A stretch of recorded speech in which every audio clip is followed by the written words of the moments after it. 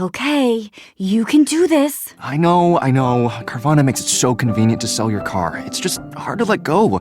My car and I have been through so much together. But look, you already have a great offer from Carvana. That was fast. Well, I know my license plate and VIN by heart, and those questions were easy. You're almost there. Now to just accept the offer and schedule a pickup or drop-off. How'd you do it? How are you so strong in letting go of your car? Well, I already made up my mind, and Carvana's so easy. Yeah, true. And sold. Go to Carvana.com to sell your car the convenient way. Selling a little or a lot? Shopify helps you do your thing, however you cha-ching. Shopify is the global commerce platform that helps you sell at every stage of your business. From the launch your own online shop stage to the first real-life store stage, all the way to the did we just hit 1 million orders stage. Shopify's there to help you grow. Shopify helps you turn browsers into buyers with the internet's best converting checkout. 36% better on average compared to the other leading commerce platforms. Because businesses that grow, grow with Shopify. Get a $1 per month trial period at shopify.com/promo. Shopify.com/promo.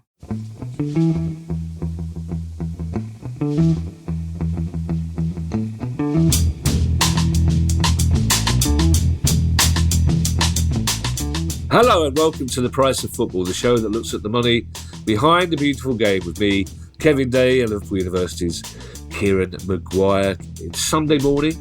We're a day or two ahead of ourselves. How are you this morning after the penalty shootout last night and the seemingly universal belief that England played well to beat Switzerland? I appear to be on my own, Kieran, in thinking that wasn't the case, but there you are. I'm going to go with the flow.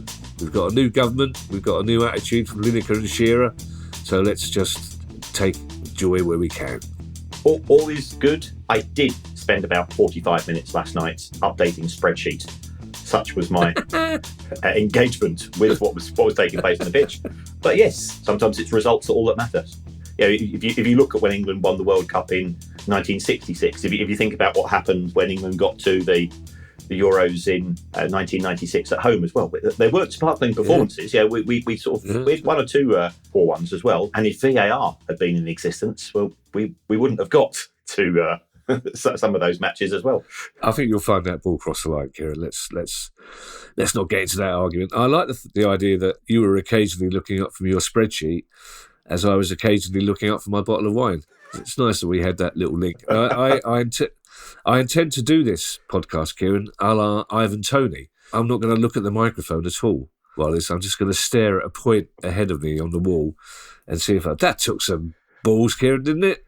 Amazing. Fair play to him. He's an incredibly confident player, and he must have known that had it not gone in, the level of abuse that he would have received would have been off the scale. So, yeah, top brave man. And it just so happens, Kieran, it's questions day, and Ivan Toney is involved in our first question. And it comes from Bruno Basner. And Bruno Basner has this to say. Bruno says, I was recently thinking about Ivan Toney's gambling ban, and it got me thinking as well about the relatively new NFT football game called Sorare that has been gaining popularity. Last season, Sorare officially licensed the Premier League and Bundesliga, and while Sorare is working very hard to not be labelled as a gambling site, there is significant money to be made with insider knowledge. For example, a Kylian Mbappe unique card was bought 4 months ago for €195,000.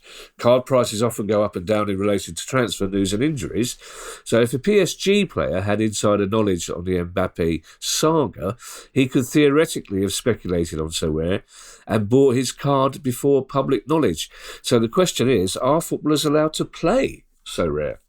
The simple answer is yes, they are allowed to play because it does not come within the definition of gambling. Although 2 years ago, in respect of Ajax, Davy Klaassen and Daley Blind, they both were involved in accusations of using dressing room knowledge to buy and sell Sorare cards. And the accusation is that they financially benefited from that. So for people not familiar with Sorare, it's a trading card game, and it's effectively an online Panini card.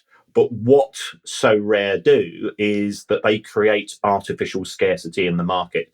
So you can have a bog standard Kylian Mbappe card, you can have a limited Kylian Mbappe card, you can have a rare Kylian Mbappe card, and you can have a unique Kylian Mbappe card where there's only one being traded on the planet. So they control these. And what some of these organizations do, that in order to get the players on board, that they will give the player one of the cards themselves. Remember, these are all digital. So you have effectively, you've got a digital certificate which comes via the blockchain as to owning one of these particular cards.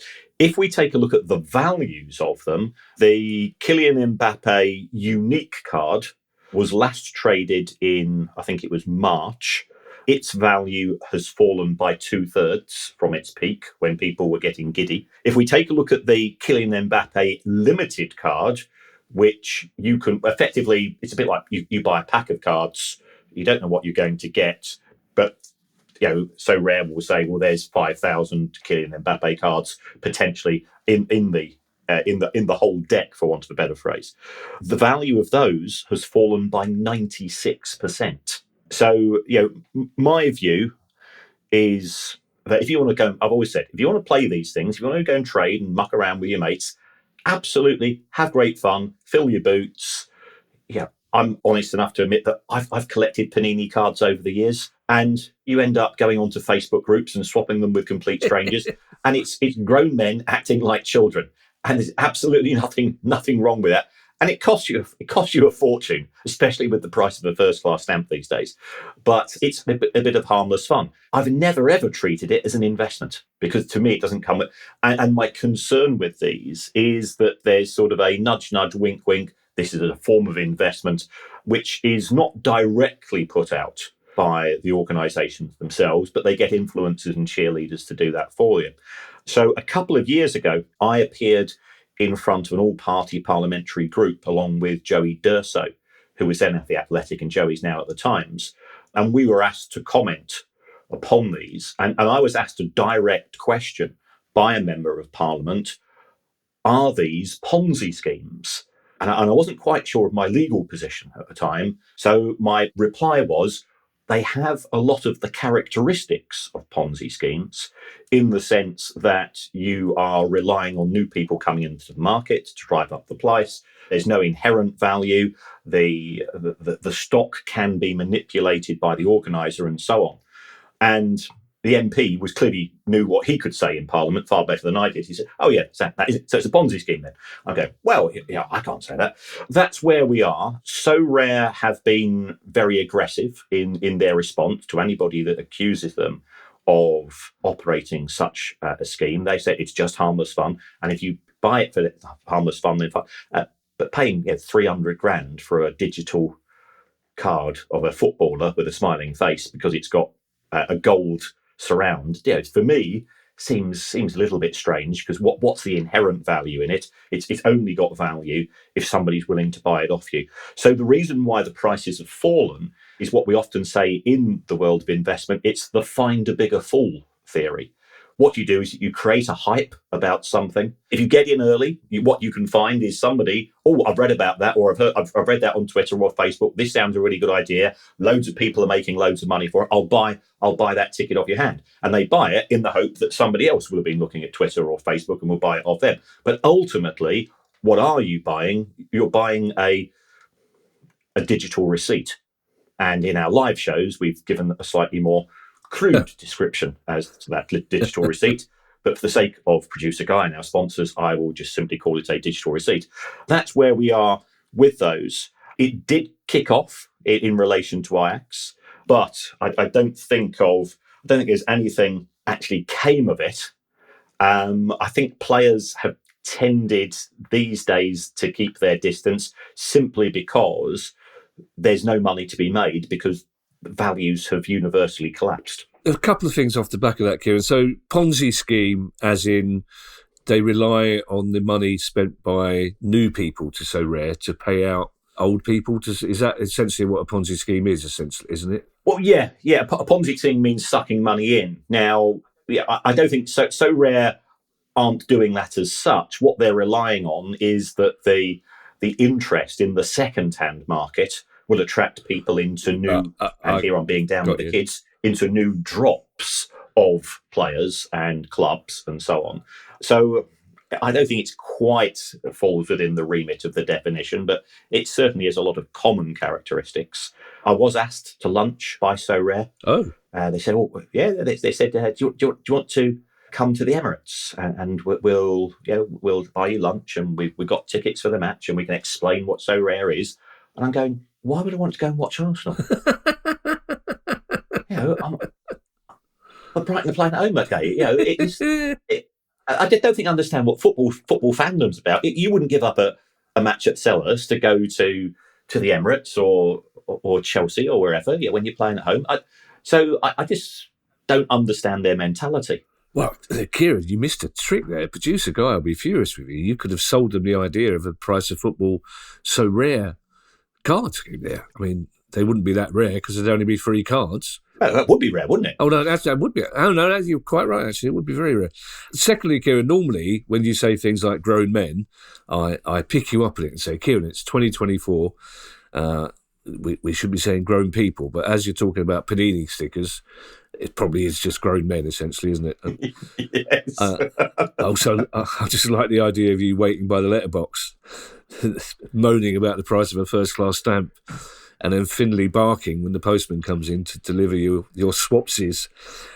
Also, I said 195,000 euros for an Mbappe card being sold.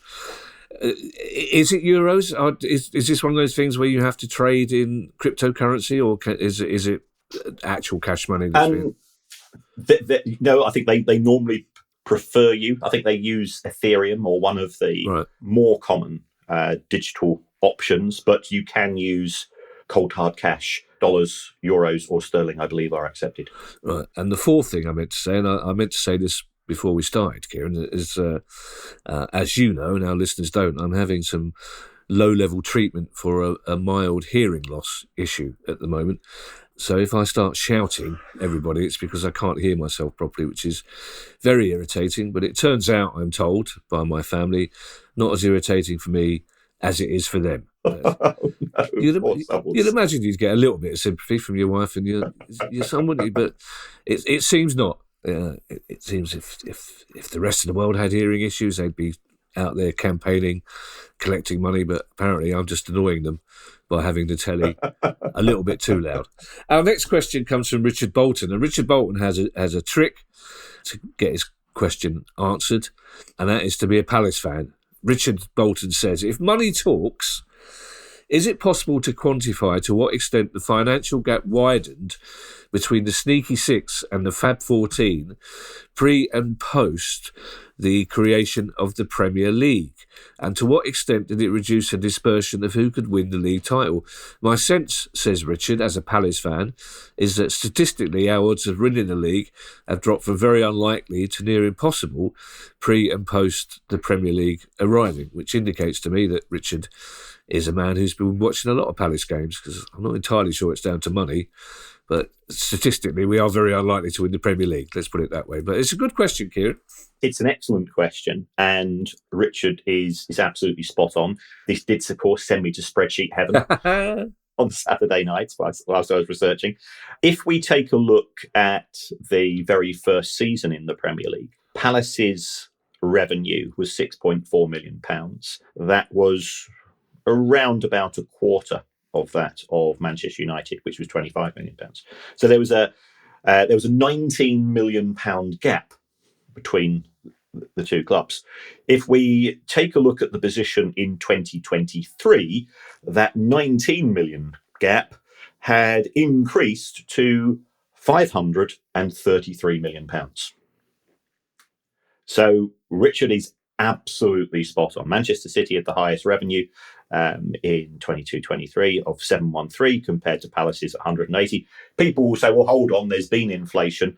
But even taking into consideration inflation on a percentage basis, the gap between what was the other 16 in 92-93, because remember we started off with a 22 club Premier League and the larger clubs, And you have to be honest, not a criticism of these clubs. Chelsea and Manchester City weren't big clubs. No. In 1992, 93, they were actually part of the smaller group.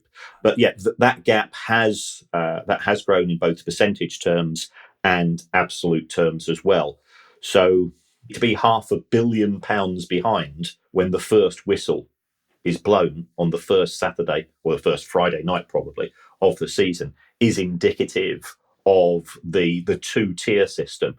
And we often talk about the gap between the Premier League and the Championship and how that has grown, and it has, there's no doubt about that. But the gap within the Premier League has grown spectacularly as well, and yet it doesn't seem to get the same amount of attention. And we do have a new government, and congratulations to Lisa Nandy on being appointed effectively the Minister for Sport. It'll be interesting to see what her views will be with regards to the bill, which had been through Parliament twice, and to whether the government's going to take a more interventionist route or is going to continue with the bill which had made progress in the previous House of Commons. Yeah, we are reaching out to Lisa Nandy, or we will be. We're going to give it a couple of days to let her get her feet under the table, so to speak. So we will be reaching out to Lisa Nandy to try and talk to her about some of those issues. And we do have an interview coming up in the next couple of weeks with one of the architects of the Premier League, which I'm very much looking forward to. It is interesting in terms of transfer fees. Palace fans have been quite excited in the last couple of seasons that we're spending the sort of money that Liverpool, Man United spent 10 seasons ago. It's like, we're paying £20 million for a player now, which is either great or obscene, whatever you think about the wealth in football. But at the same time, Liverpool and Man United are spending £100 million on a player. We've got a question coming up on transfer fees later. So it is all relative, Kieran, isn't it? It's like the fact that we can afford to spend that sort of money is not a good sign for the rest of the pyramid either, is it? You're absolutely right. And you got to give congratulations to the Premier League in terms of the level of growth that it's achieved. But it's effectively, if you're taking a look at Palace and saying, well, Palace has done really well, they've effectively been zipping up a motorway at 70 miles an hour for 30 years. If you've got Liverpool, Manchester United, Chelsea going at 100 miles an hour, that gap gets bigger and bigger and bigger in absolute terms, even though it's a constant in percentage terms.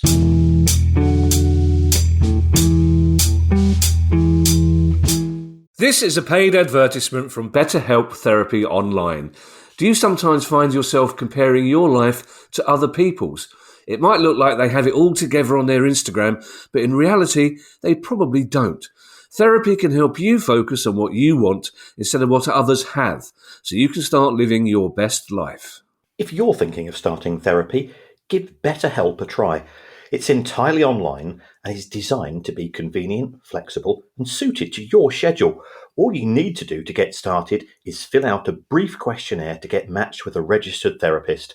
Once you get started, you can switch therapists anytime for no additional charge. With almost 5,000 therapists in the UK already, BetterHelp can provide access to mental health professionals with a wide variety of expertise.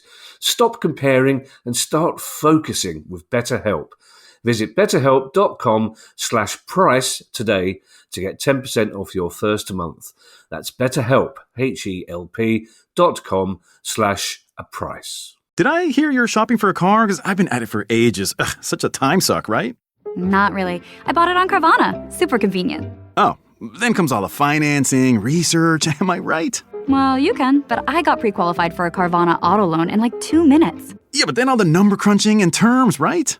Nope. I saw real numbers as I shopped, found my dream car, and got it in a couple of days.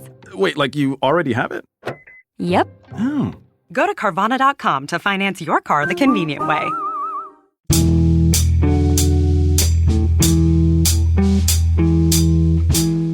Our next question, Kieran, comes from Alex Dobson, and I think this is one of the most interesting questions we've ever actually had on the pod, and I'm really intrigued to find out what your answer to this is. As Alex Dobson says, I have a question regarding the best time of day to play football from a local economy perspective.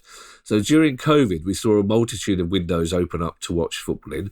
Most of these have stayed, but I wonder which one is best, not only for the club, but the macro and microeconomic environment. The opening weekend of last season saw 7 slots for games.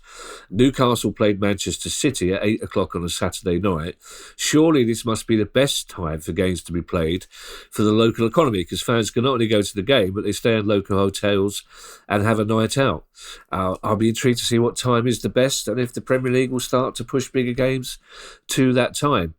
It might be the best game for the local economy, Kieran, but for the Man City fans that are having to travel to Newcastle at 8 o'clock on a Saturday night or vice versa, it's not. But I think this is a fascinating question, Kieran. It is. I've got to be honest, the Premier League will be driven by what the broadcasters want rather than looking at a broader issue in terms of microeconomies on a town or city basis.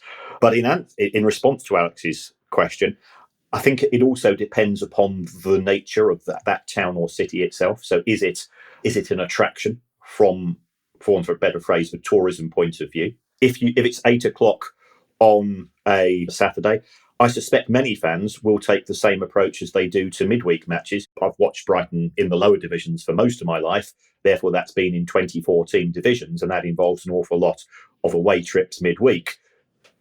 The chances of staying overnight somewhere have never entered my head because you got to go to work the following morning. Now, that's slightly tempered by the fact that we do have weekend games as far as the Premier League is concerned. And it'll also be interesting to see that with the EFL Sky Plus deal, where we're going to see a substantial increase in the number of EFL matches taking place and a variety of kickoffs, as to the impact there.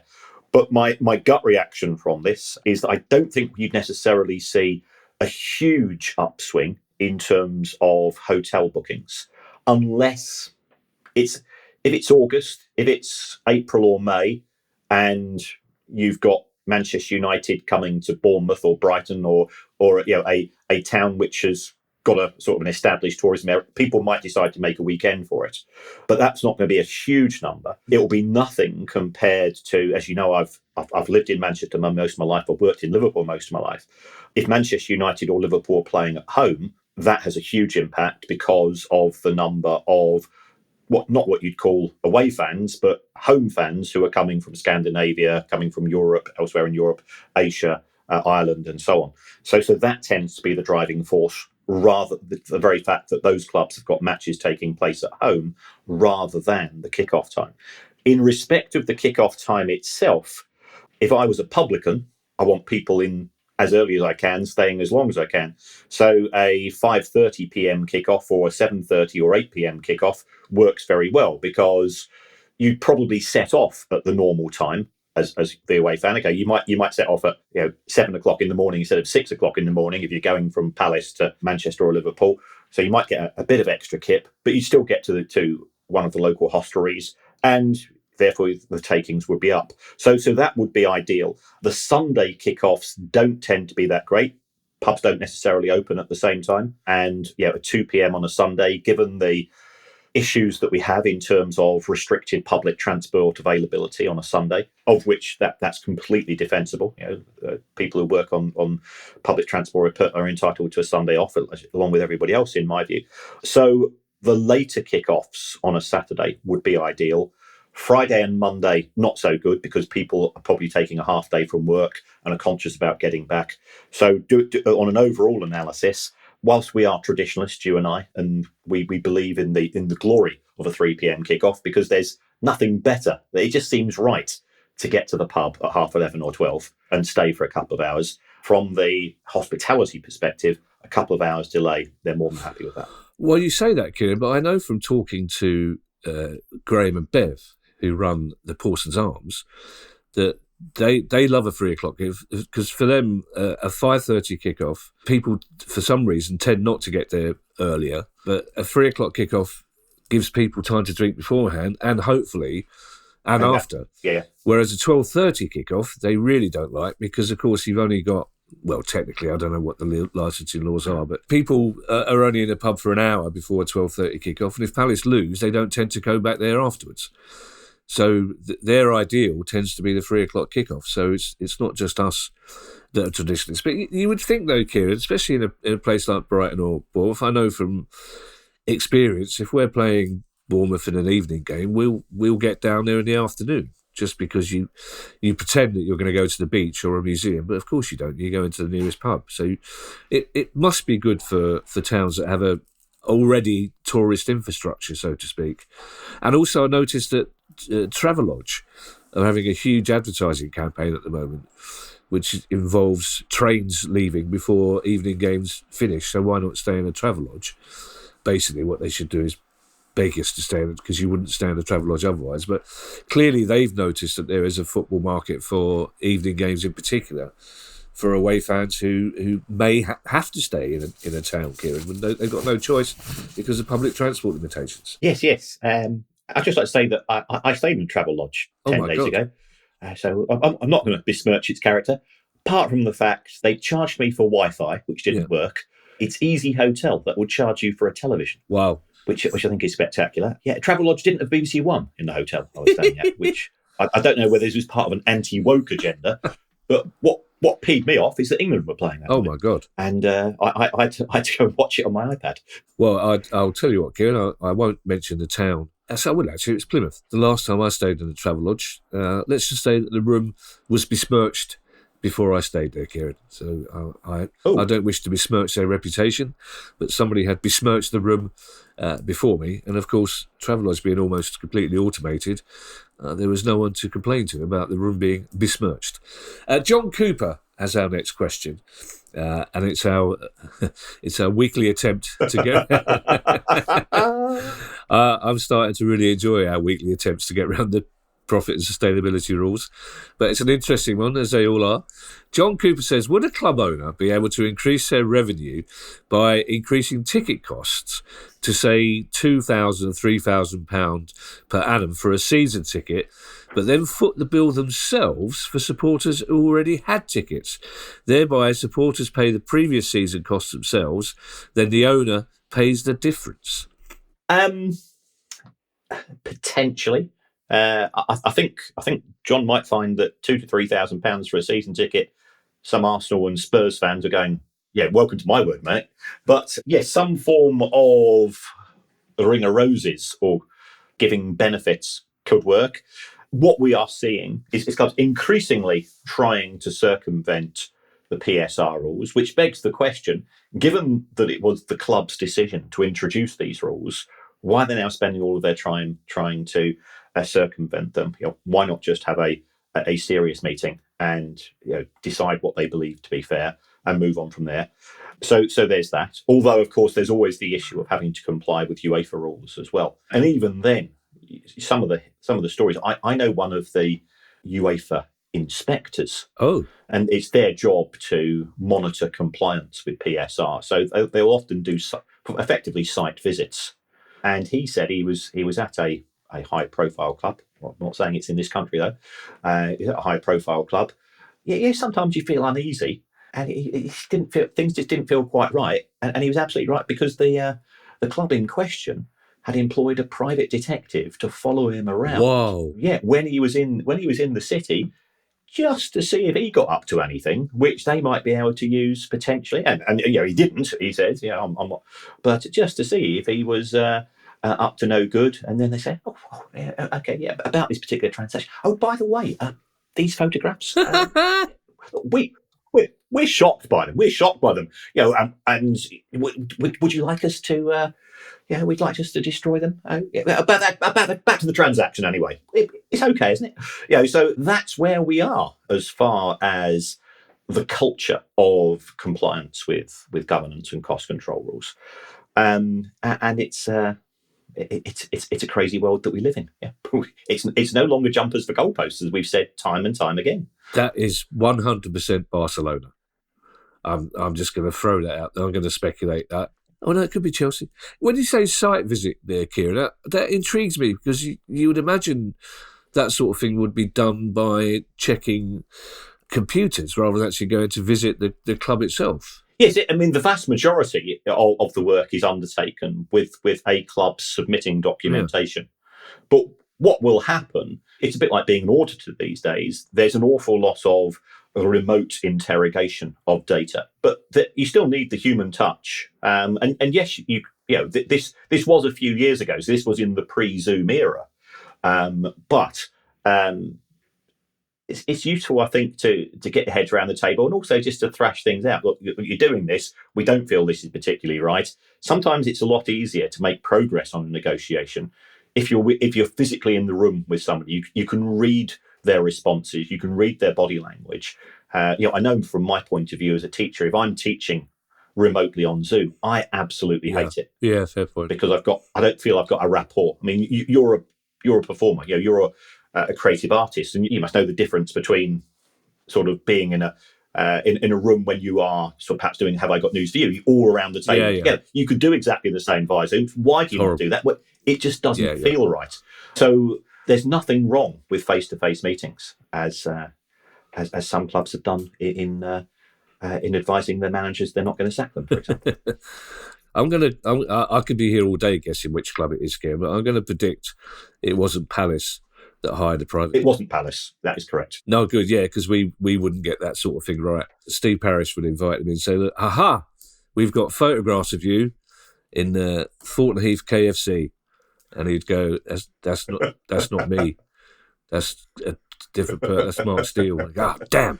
Mick McElhinney as our next question, and I really, really hope that Mick McElhinney is a shop steward, because that's a perfect 1970s shop steward, trade union leader type name. And it's a sort of 70s style question. If we were doing this podcast in that decade, Kieran, I think we'd be getting asked this every week. But Mick McElhinney says, "I recently saw a picture from Motherwell's Fir Park of a large number of seats which had been damaged in the away end. I remember being told when I was younger that any damage caused by away fans to the stadium was simply billed by the home team to that club. Is this indeed the case?" Well, I contacted a club owner. He doesn't even have to be a secret club owner, because it's our mate Andy Holt. Okay. I wouldn't damage the seats at Accrington with Andy there. Andy would take the law into his own hands, I imagine. But there you go. They did have an issue at Accrington, though, didn't they? Yeah, they've had a couple of big away followings turn up, and they have caused damage.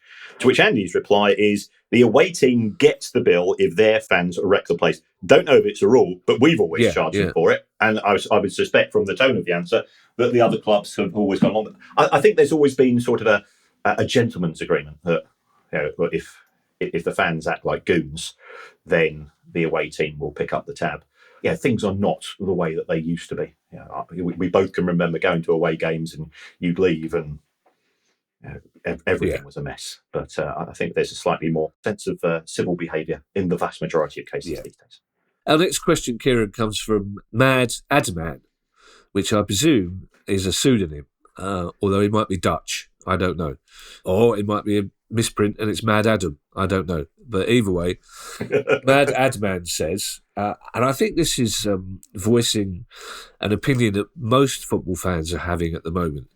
But Mad Adman says, should the PSR regulations involve more real-time reporting of financials so punishments can happen at more appropriate times to avoid seeing several cases, particularly Man City's, take such a long time to sort out? In an ideal world, I think we would have more real-time activity. And to be fair, I know from our discussions with our good friend Neil Doncaster, that's very much the case as far as Scottish football is concerned. They have access to bank records. I think, however, it would be very difficult to perhaps spot every transaction that was undertaken. We do effectively now have a rule, as far as the Premier League is concerned, is that every transaction which involves a sum of more than £1 million has to be rubber stamped, has to be approved. So that is a step in that direction. Ultimately, it is in the hands of the clubs. And I think, again, there's a common misconception that the executive of the Premier League and the executive of the EFL call the shots. They are effectively the civil servants. Richard Masters, Rick Parry, Trevor Birch, and so on.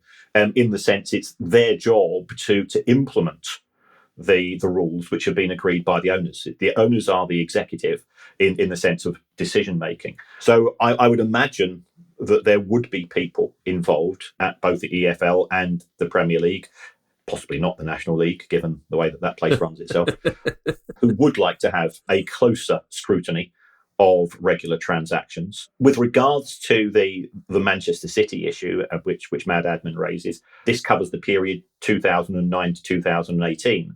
And certainly the level of scrutiny by the authorities on individual transactions has substantially increased since that period. So it is moving in that direction because it is such a big issue. If you Googled football finance 10 years ago, nothing would come up, whereas now it does, rightly or wrongly, and wrongly in my view, and that might appear hypocritical given what I do for a living, that there's too much attention to it. I love the look you get on your face when you mention the National League. It's exactly the same look that my mum used to give when she spoke about the woman 3 doors down that she didn't like. Sort of Les Dawson, arms folded type look. There's a couple of things, Kieran, I'd like to pick you up on there.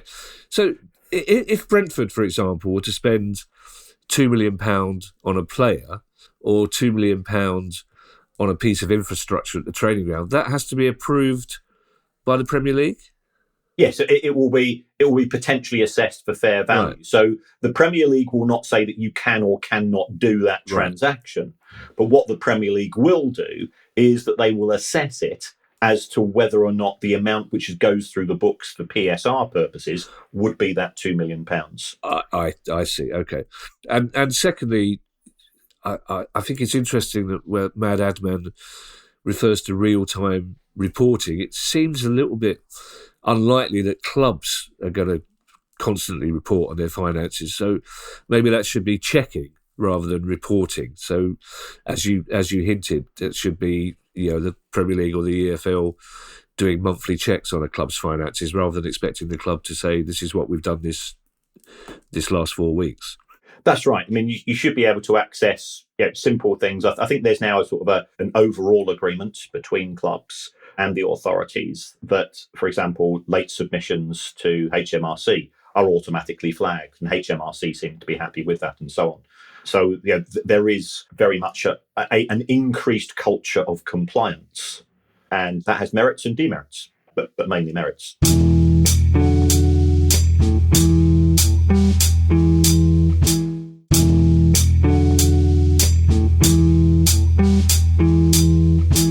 Our penultimate question, Kieran, and our last 2 questions both involve one of our nostalgia pods from this time last year, but this one comes from Christian Hutton. And Christian describes himself as a long-time Kiwi listener and a first-time question asker. I always get really excited, Kieran, by the notion that people in New Zealand are listening to us, Whitteron in South London and whichever part of Sussex you live in, the posh bit. But Christian Hutton says, on your Trevor Francis nostalgia pod, the £1 million fee got me thinking about the ratio of transfer fees to player wages. Has that ratio stayed pretty consistent over the last 150 years, or have things like the Bosman ruling impacted that relationship? Trying to find accounts, even by my standards, from 150 years ago, of course, is a little bit challenging. But I can go back to the very start of the Premier League, and what we saw then was for every £100 in wages, clubs were spending £65 in transfer fees. So that was on a season-by-season basis.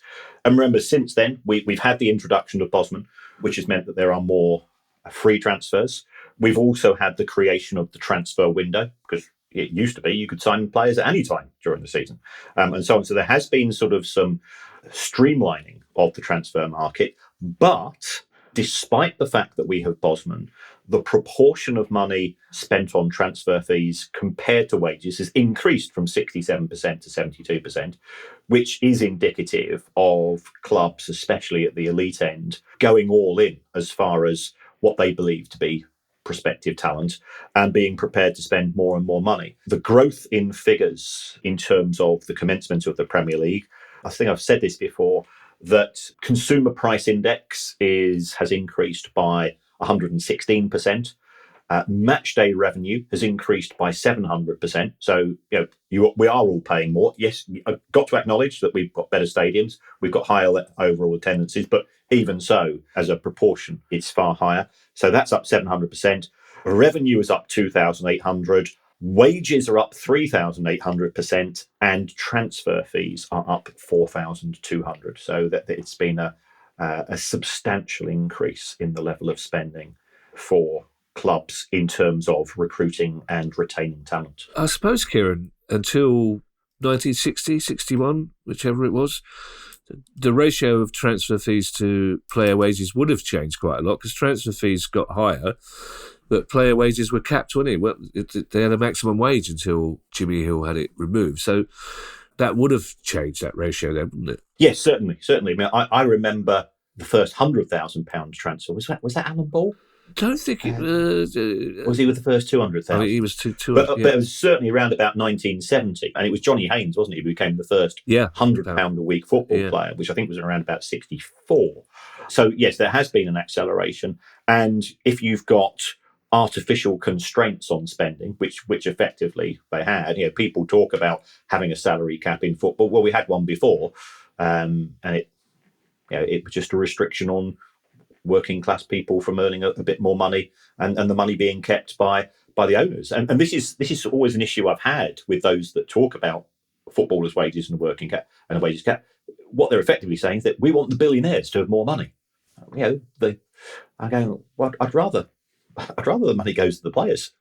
They're the people I go to see, not the owners. And on a similar note, our last question comes from Adam Nixon. Adam says, at what point might we see a £1 million player? I heard on your Nostalgia pod about the first £100 and then £1,000 player, etc. But at the age of 22, says Adam, do you expect I will see a £1 million player in my lifetime? Well, Adam, and again, thank you for me to be able to use a bit of financial maths and backtracking of numbers here on the spreadsheet. If we take a look at the growth in transfer fees since the start of the Premier League, there has been a compound growth of around about 9.1% a year. If we go back to the first season of the Premier League, the most expensive transfer was Gianluca Vialli. Moving into I prefer your version. Gianluigi's a much better version. And that was 16.4 million euro. The most expensive player, as we know, is Kylian Mbappe. That was 2017, 2018. There's been no increase since then. So what I've done is I've transferred Mbappe's transfer to this year because that's still the cap. But if we still maintain this 9.1% growth rate, which I'm not convinced will be the case, the €1 billion player will take place in 2041, and the £1 billion player will take place in 2042. Oh, okay. And we might still be around then. We might be, yeah. We might still be doing the pod. You never know. I'm almost pleased to hear you say it's going to take that long because it does. I mean, how many times have we heard this expression in the last 30 years? That bubble's got to burst sometime, innit? Transfer bubble's got to burst sometime. So it seems like it's not bursting, Kieran, but it is sort of deflating slightly, isn't it? Because I think there was a time 10 years ago when people would just shrug their shoulders and say, of course there'll be a £1 billion player. Well, on the basis of this, if Adam is 22 now, he'll be just in his 40, turning 40. Might be his 40th birthday present. Celebrate that with the first £1 billion or first €1 billion player. What could cause that? I think digitisation, if football manages to utilise that to generate revenues and also continue disruptors to the market.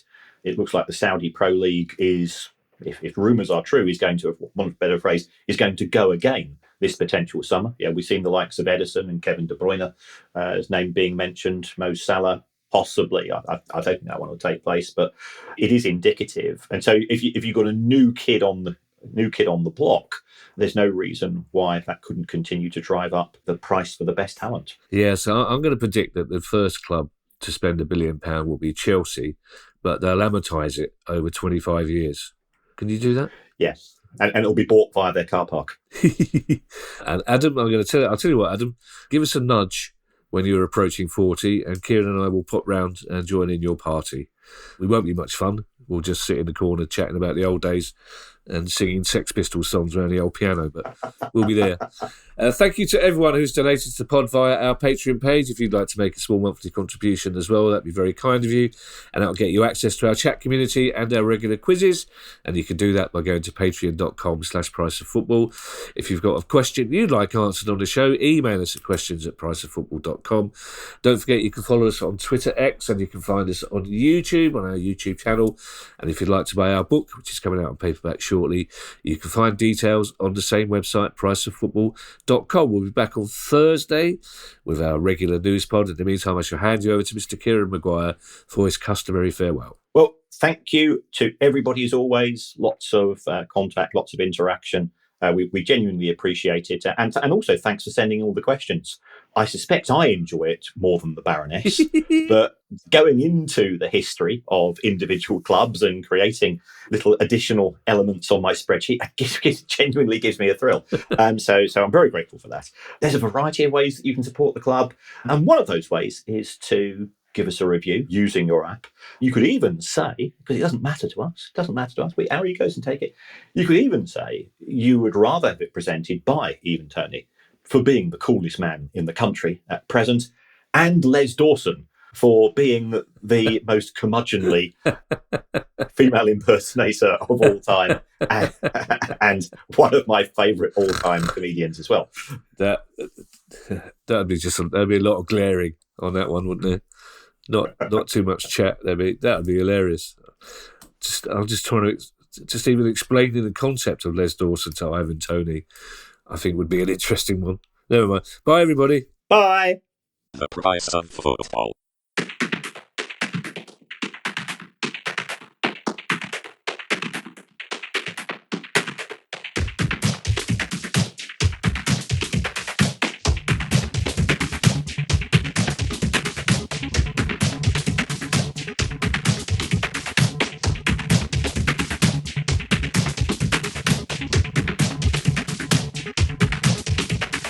The price of football.